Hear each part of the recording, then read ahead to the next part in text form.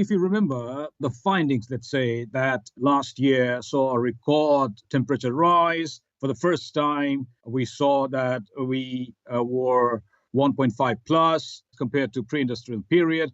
Now, that was slight of a worry, given that scientists were saying, well, this could be a little bit of a temporary overshoot. And then, if we are able to contain warming, then this can be taken care of in the long term. That was the thing, you see. Now, what we are talking about today is the main thing, because it's the concentration of carbon dioxide that will kind of give continuity to this warming. And that's why this 1.5 slipping out of our reach, that is the worry. Now, can we afford to say it's just an overshoot, or is it here to stay permanently? That's the question. That's why we are worried now. Tell us about the impact that climate-related crises have had on the developing world. The thing is, in developing world, by and large, there are two types. There are countries that still tend to talk about reducing their emissions, because the narrative is that it is by and large the same thing. It is the emission level, cut down our dirty fuels, stop deforestation, and so on and so forth.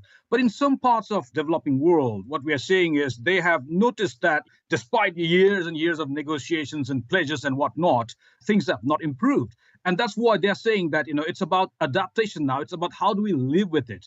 And that is where the focus is. And also quickly, the impacts, it's increasing. I mean, particularly because of this, what rise we have seen. And as a result, the failure of Earth systems in different places collapses, even tipping points, we call them.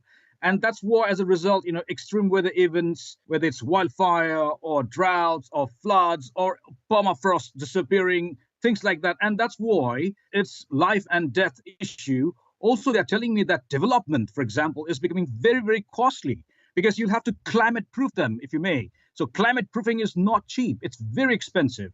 So already they were burdened with loans and things like that. And development is becoming costlier. So it's a big, big deal for them as well. Navin Singh Khadka.